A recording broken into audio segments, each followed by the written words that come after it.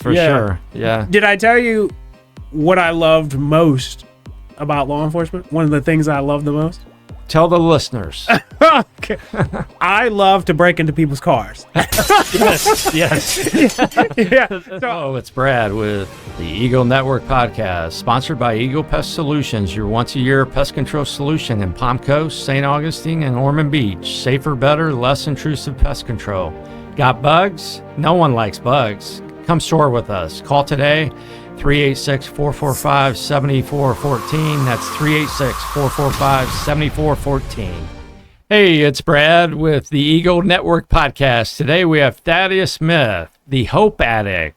Welcome, Thaddeus. Yeah, thank you for having me, Brad. It's nice to be on this side. I'm not often on this side. I'm often, you know what I mean. Oh, I'm absolutely. always on this side of the table, but I'm not on this side in the sense that people are talking and interviewing me. So it's cool. Right. Welcome.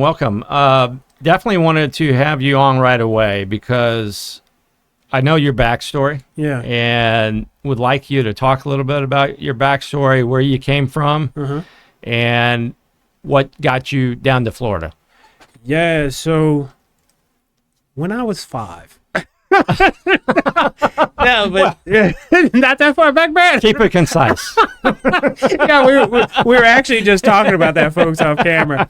So let's see. So a lot of people know that I was in law enforcement in St. Louis for years. Right. When I tell people it's 12 years, they're like, that's a long time, because essentially it's closer to retirement than it is from just starting. It's much closer. Yeah, right. That's true. Yeah, That's true. so I didn't, like growing up, did I want to be a cop? Not necessarily. But, some kids at certain points are like, yeah, I want to be a cop. Right. But I always wanted to save lives. Mm. Yeah. That's great. Yeah, I wanted to be a superhero when I was growing up. And some of that idealistic notions or whatever, some of that transferred. Right. To still wanting to be kind of a superhero. But like as a cop saving lives, because you can't actually be a superhero unless you're Batman. Right. Iron Man. Yeah, you have to have a lot of money to be a superhero, apparently. And so, for me, I studied criminal justice in college, right?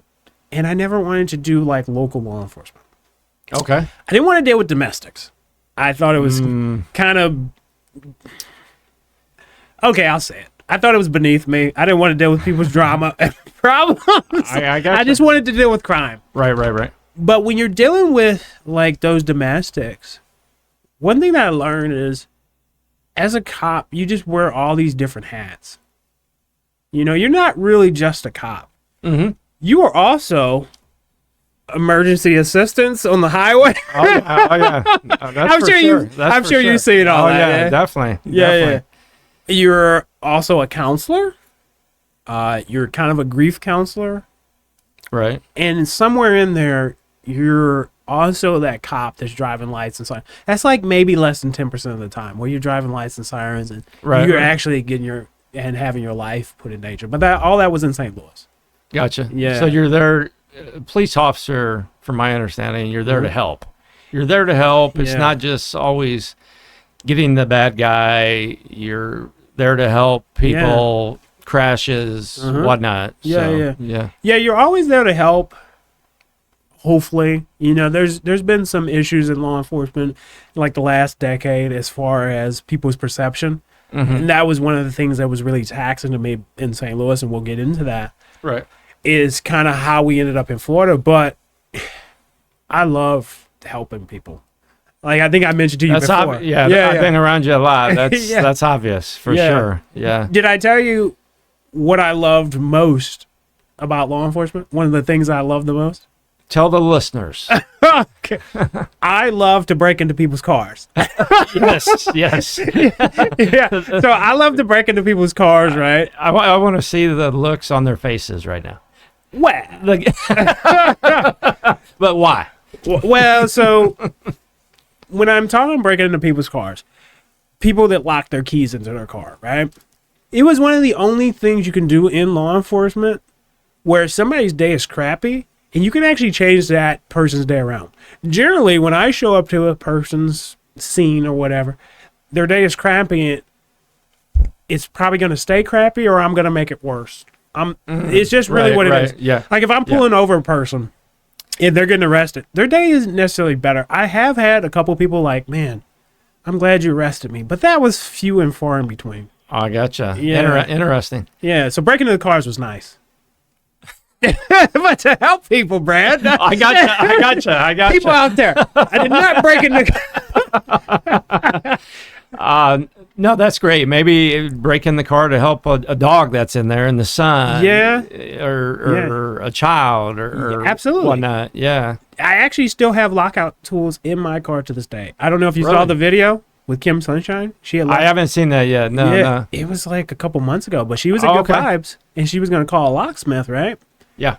And I'm like, why are you going to call a locksmith? And obviously, people don't know I keep lockout tools in my car because most people don't keep lockout. right. But I'm like, I got lockout tools in my car. She's like, you do? I'm like, yeah. And so I went out there. We did a whole video or whatever of me breaking into her car, and it was great. I do remember that video now. Yeah, I do remember that video. Yeah. I did want to say, I think from a little bit of what you have said, that it makes a lot of sense of how stressful law enforcement can be for officers and others in law enforcement. Oh, yeah. No, absolutely. For me, too. You got to think St. Louis. And whenever I say I was in St. Louis law enforcement, there's always this audible gasp. They're like, St. Louis? I'm like, yeah, but for me, I didn't know law enforcement outside of St. Louis. Right. Was it dangerous? Absolutely. Did stuff happen with protests and stuff there? Absolutely. Sure, yep. It was just a dangerous area. But I grew up there, so for me, that's all it was, Sure. So yeah, but it was definitely stressful, especially when I became a detective. That gotcha. was even more stressful. More stressful. Okay. Yeah. So what caused you to decide to leave law enforcement and transition to Florida to do solar, social media, and podcasting now? It wasn't by choice necessarily. So, backstory. So my wife, she grew up here in Florida, right? Mm-hmm. She's from Flagler Beach. She went to UF for undergrad, and in undergrad, she was recruited by a large shoe company. Brown Shoe, it was called at the time. Now it's called Claris. You may not know that brand, but you will know some of the brands that are underneath them, such as Famous Footwear. Oh, yeah. Yeah, so that's them. Okay. So they recruited her out of UF, and then she traveled a little bit. She ended up in St. Louis for a bit, and then she ends up going to, I think she was in like Oregon or something. Okay. And then she ended up back in St. Louis.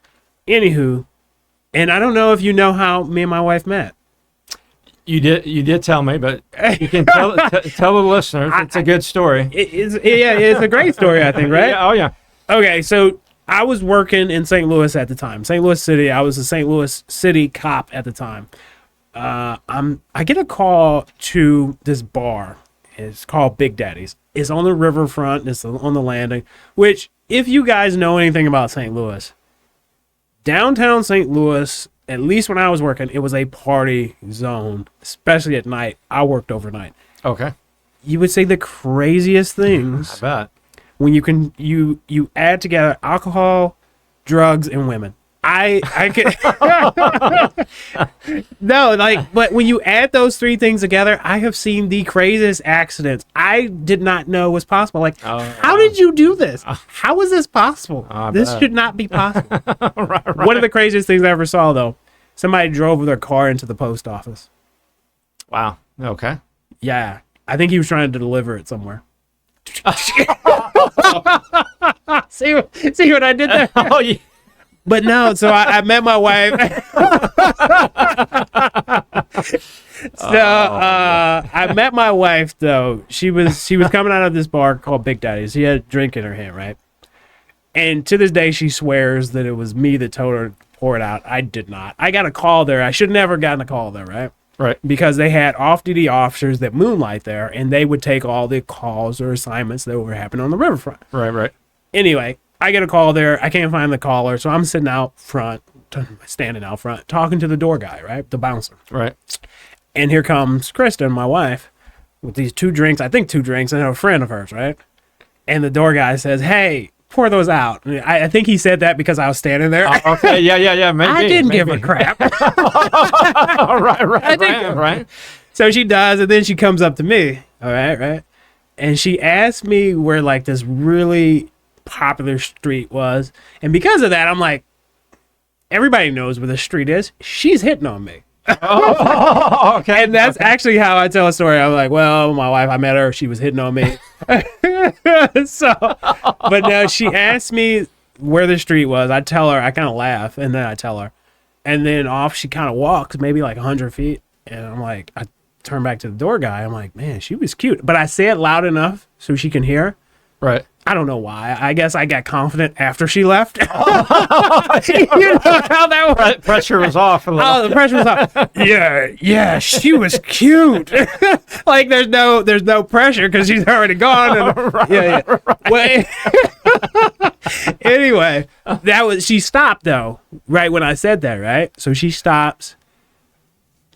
Apparently she heard me. This is kind of something I'll learn later. But her girlfriend who's with her grabs her arm and whisks her away. Okay. And that was it.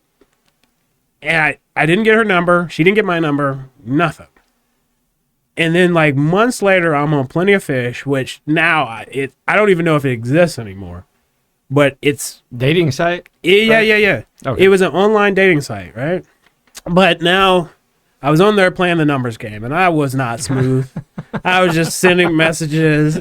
I wasn't creepy. I was not creepy. I wasn't creepy. Okay, but I was just sending messages, and I was not getting any responses. Okay. Anyway, so I send Kristen a message because she had this tagline, Brad. It said, "Shiver is dead." Yeah, Shiver is dead. And so I thought I was being really creative when I sent her a message and said, "Oh, do you really believe Shiver is dead? If so, who killed it?" Apparently, she got 10 of those exact same messages every day. Really? Okay. But for some reason, she said, my pictures were terrible. The introductory message was terrible. I guess she was bored that day. But for some reason... Oh, my God. But no, for some reason, she responded to me, and that's how we met. And wow. So anyway, she's from here, right? Mm-hmm. And she had really just moved away for work. She always wanted to get back down here, and that's what we kind of talked about during our relationship, right? And so towards the end of my career, though, in law enforcement, I was struggling with mental health, like, just to put that out there. It was hard on the family, too. We didn't have, like, my parents, they weren't super close. They were, like, almost an hour away. Okay. And so we just wanted to have more family support down here. Gotcha. And just kind of get away. Like, this is my Mexico. So, okay. I know that's a long-winded answer, but that's Yeah. that's how I got down here. And then I was just on the journey to figure out what I was supposed to do after law enforcement. Like, what do you do? That's all you know. And you, correct me if I'm wrong, you applied to 100 and some positions? Yeah. Or how'd that work? Yeah. So here's kind of the backstory. So I said earlier that I got into law enforcement to save lives. And I don't talk about this much, but I actually did save lives. I saved 2 people's lives that I can directly point to. You know, in law enforcement, technically you're always saving lives, you know, right. like you Yeah. get on an accident scene, you're blocking traffic. Technically you are saving that person's life. Right. Yeah. But no, there were 2 people that were overdosing on fentanyl, and I brought them back with Narcan. And so that happened in my career. I have other accommodations, whatnot as well. Right.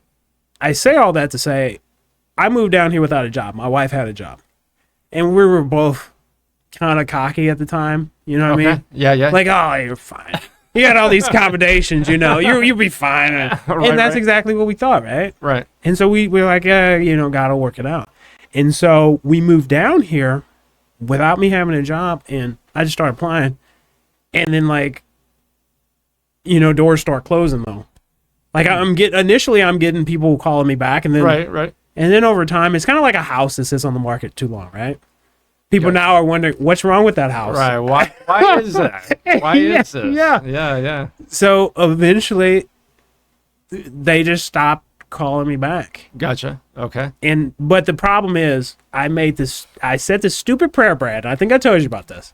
I said, God, please close every door that's not right for me and my family. And don't ever, audience out there, don't freaking ever pray that prayer unless you want to go there. But now, like over 170 jobs later, and part of that I took breaks because of mental health.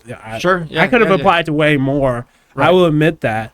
But when I kept getting those rejections again and again and again, and remember, I came down here to kind of get away and like fix my mental health, but those rejections again and again, it took it out of me. And it was just it was a dark time when I left, and I thought they would be all positive. A lot of rejection there. A lot of rejection. Yeah. And so that kind of messes with your head, I think. Mm-hmm. And so I applied to this one company, a solar company, which shall remain unnamed, and I ended up getting into that company.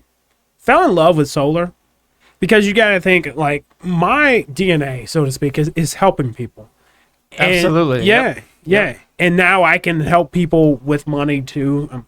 It was match made in heaven. Then I found a different solar company. It was more up my speed and and then kumbaya. But like with the second company, I started doing content creation and stuff, right, and podcasts. And now I have this love, and so now I've created my own company, so to speak. And awesome, Hope Addict Media. Yeah. So it's Hope Addict Media. So why Hope Addict? I know that's what you're going to ask. You're smart. No, Hope Addict. So one of the things about me, more than success in life, I think is more important than that is hope. And so, like, whatever I get into, I believe that, yeah, success is nice, but the hope and the faith, so to speak, behind it, just having that something to look forward to. Right. And so I consider myself like a hope addict. Like is a dream, so to speak. Sure. And that's really where that name came from. Oh, that's awesome. That's all. I can tell you this, folks, that if you want to be picked up, hang around Thaddeus. Oh, thank you. For just a little bit, and he'll pick you up. His laugh. There it is right there. We'll definitely right on cue.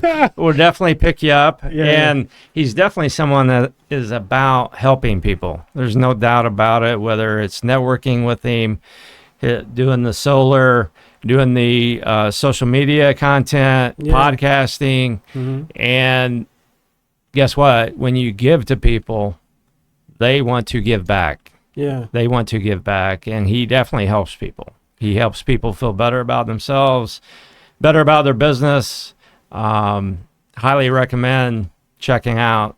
That is the Hope Addict, the one and only Hope Addict here in Palm Coast. But great guy. I've gotten to know him really well over the last year. I could go on forever on the things he's done to help me. I won't, because I want to keep this concise. But great person. This kind of leads to one of my big questions for you. Sure. In my opinion, you're one of the better networkers that I know and that I network with. What's your advice for people, small business owners, individual self-employed people that are looking to network, but they don't know anything about it? What is your advice that works? And what is your advice for things to stay away from? Sure. Actually, that kind of melds really good with what I was just previously talking about mental health. Mm-hmm. So when I came down here, with all these rejections, one thing that I figured out about myself is that you can not just pull yourself out of depression, because I don't want to say that because it's kind of like pulling yourself up by your own bootstraps, which there's some of that. There's some, I believe, that you have a role in, but I also believe at the same time there's faith involved in it, so you have to have help from God. But as far as you and what you can do, the best way to overcome depression, I feel like, is to get outside of yourself and help someone else. And so for me, networking is truly about that. We were actually just talking about that previously. But when I first got into networking, I thought I needed to sell myself. Everybody gets a car. Everybody gets a car. Make it rain cars. And audience out there, like freaking, if you've ever been to a networking event that's like that, you know exactly what I mean. You leave with a stack of cards and you don't know who any of these people are. Exactly. Yeah. Exactly. And so for me, I had to change my whole mentality. And part of it, selfishly, was to overcome my depression. Is I had to focus on trying to help as many people as possible, because when I was doing that, for that moment, for that period or whatever, I wasn't thinking about myself and my struggle. And if I could make somebody else happy, then that was a beautiful That's moment. great. Yeah, that's great. Because you're basically lifting yourself up by helping others. Yeah, absolutely. It's kind of like life, karma, reap what you sow, whatever you want to call it. Right. But you're putting out that energy, and whatever energy you're putting out, so to speak, it's also going to return to you. Absolutely. And so my biggest advice in networking is put out the right energy, put out the positivity, put out just helping people, and don't necessarily expect something in return, but you are going to have the return, because you're going to have that feel, the good feels from it, And I think it releases endorphins or something. Does. That really raises your... Yeah, I mean, because, like, at the end of the day, really, you're going to have money. You're going to have this stuff. But the relationships you build and the way you made somebody feel, at the end of the day, you can't put a price tag on that. Absolutely. I know that's awesome. deep. No, but you're absolutely right. That's awesome. But that's how awesome. you should network, I feel like. Absolutely. Yeah. Yeah, relationships are so important. Sure. In life in general, but definitely in networking. Yeah. Some great advice. What's been the biggest mentor for you in business and networking? Is there someone or some books or some show or anything that's really helped you grow and become what you are right now? Yeah, so I never have favorites. I try never to have favorites, because I'm always going to leave something out or someone out. But pretty much anybody that I associate with is a mentor of mine. I consider them mentors. Okay. And you never want to be the smartest man in the room. We talked about this. Right. You want to surround yourself with people that you want to be like, or that you're trying to go to where they are. Mm-hmm. So I'm in various networking groups, and I consider most of those people mentors. Okay. And I can look at their success, and I can ask questions I can glean from them, right? As far as like books go, I love autobiographies. Successful people, autobiographies. I love reading those. I don't read fiction. I only read nonfiction, really. Okay. Yeah. So, like David Goggins, I love his book, You Can't Hurt Me. Love that book. I love, excuse me, I love Extreme Ownership by Jocko Willink. There's so many that I like to take in these stories. Pursuit of Happiness by, was that Chris Gardner? You saw the movie, I'm assuming? Yeah. Oh, yeah. Yeah. Great movie. It's one of my favorite Will Smith movies. Right. But it was a book. And I read the book. It's a lot different than the movie. But just to read these people's stories, profound impact, Pursuit of Happiness, like I said, or anything about like positive affirmation and any of those books too. I love like the self-help books, but anything like that, I love it. Oh, that's great. Yep. I can say for myself, I agree with you on the networking. That I'm always, it seems like every networking event, looking to learn something from another member or mentor, if you will. You can kind of mentor both directions, which is great. I've had definitely individual mentors that have really helped me a lot step up quicker, if you will. And then books, I'm known to be reading usually 3 books at one time. Oh, wow. But I read really slow because I want to get something out of the book. Yeah. I'm not just breezing through it. I'm highlighting it, maybe reading a chapter a day. And that way I get something out that I can implement. But One of the books that really, really made a big positive impact for me was... I think I know which one. I think you do too. And some of the people listening definitely do, and some don't. But when I was 19, a lot of people don't know, I had pretty serious speech issues as a child. Thankfully, I was good in sports because my dad and my big brother and my mom. So I kind of had that outlet and was popular because of that. But they found in St. Louis, there was no speech pathologist. I grew up in a small town, totally opposite of Thaddeus. I grew up in a small village named Mount Auburn, 500 people in the middle of farmland, about 20 miles east of Springfield. So there was not a speech pathologist that could help me. They finally found one in St. Louis that it was a woman that I really made a connection with, I guess, and that helped me. But it took years and years to get to where I'm at now, speaking and having the Ego Network podcast. But my dad got me a book at 19, when I was 19 years old, How to Win Friends and Influence People. Dale Carnegie, right? Dale Carnegie, absolutely. I still have the same book. Oh, you have the original copy? I have the original copy. Cool. It's still somehow together, but it's a little rough. It's got highlights, underlying everything, but and I've got a lot of the basics of it memorized, actually. Yeah. But it's just my go-to to go back to and refer. But there's so many more books. Stoicism, a lot of people don't know what Stoicism really is, but it's basically a practical philosophy to live your life a certain way. And there's a lot of good books in Stoicism, but Meditations, Marcus Aurelius, especially Daniel Robertson's translation is my favorite, is a really good book on how to be a man and be a leader, if you will. But so many other books. So I'm with you. I could name a bunch. I could name a bunch of mentors, but you need that to lift you up and help you grow and be more successful. So I'm with you 100%, Thaddeus. Yeah, absolutely.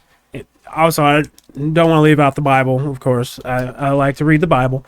There's a lot in there that a lot of people think of it just like a book of history. Yeah, it's history, but it's practical for today as well. And it would behoove a person to take a look inside and just, see for themselves.